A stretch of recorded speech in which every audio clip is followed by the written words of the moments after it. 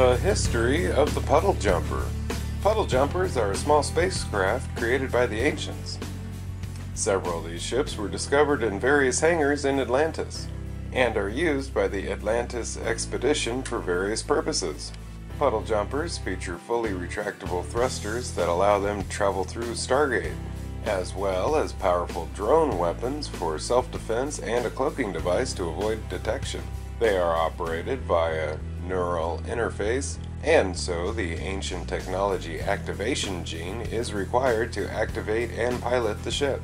The name Puddle Jumper is a combination of a visual pun on the ship's ability to travel through an event horizon of a Stargate, an action also referred to as threading the needle, which resembles a pool of water, and the reference to the slang term puddle jumper on Earth, which means a small plane intended for short-distance flights. It was coined by Major John Shepard, an experienced pilot who found a serendipitous double meaning when describing the craft. The nomenclature of the ship was immediately protested by Dr. Rodney McKay and Lieutenant Ford, who preferred gate ship, although their suggestion was rejected. As such, the name Puddle Jumper stuck and continued to be used to this day. The Assyrians referred to these ships as gate ships, possibly indicating that the ancients also called them that in their language. However, the Wraith are shown to refer to them as jumpers or lantern jumpers. The design of the Puddle Jumper is a small, roughly cylindrical shape with an angled front and rear, allowing it to fit perfectly through open stargates. The front section contains the cockpit of the vessel with all control features, 4 seats for passengers, and a large viewport at the front of the ship. The aft section contains passengers and storage area with a hatch in the back to access the ship. Similar to the tel'tak, this ship is split into 2 sections, the cockpit and the cargo hold, with the bulkhead door to separate them.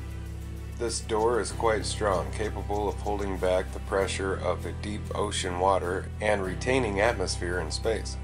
Puddle jumpers can also be used as bombers by attaching explosives to the bottom of the craft and later releasing them. There are also lights built into the jumpers underneath for seeing underwater. Jumpers gating into Atlantis go into autopilot upon entering a certain distance of the gate. Puddle jumpers are susceptible to electromagnetic fields, which can actually disrupt their systems enough to disable them if the field is strong enough. The Puddle Jumper's weapons systems consists of at least 12 drone weapons that are housed in 2 weapons pods located on both sides. These pods must be extended before the drone can be fired.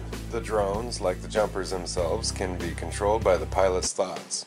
Even without significant power source such as a ZMP, the drone weapons in the Puddle Jumpers are very powerful. One is able to destroy a building-sized asteroid and a Wraith dart completely. Furthermore, like all drones, they can strike a target multiple times. For example, only one drone striking 3 times can penetrate the hull of a Wraith cruiser.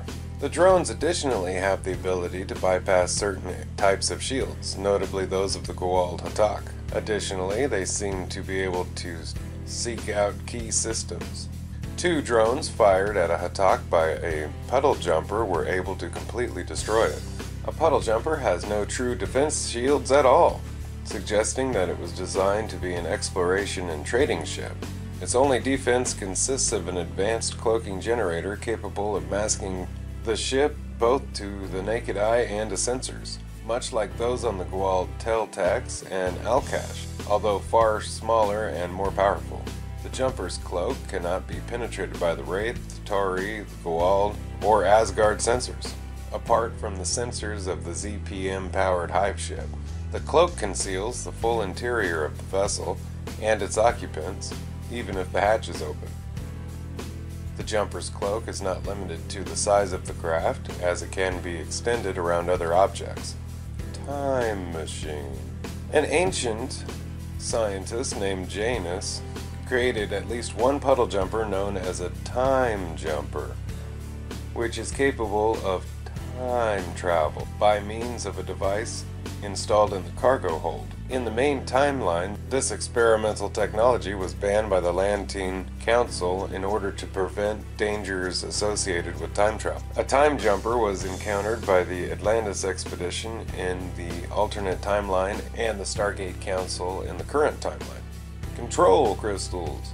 Puddle jumpers, like other ancient technologies, utilize crystals to control its systems. These crystals are located in the rear section of the ship, behind the bench seats, and in the panels hanging from the ceiling. As most control crystals go to the rear section of the puddle jumper, it is possible to control the ship from that location as well. The control crystals, such as the ones for the cloaking generator, can be removed from a jumper and implemented on other ancient ships, such as Atlantis. Thank you for watching the history of the puddle jumper. Don't forget to like, share, and subscribe if you can. If you already did, thank you, and have a great day. Bye-bye.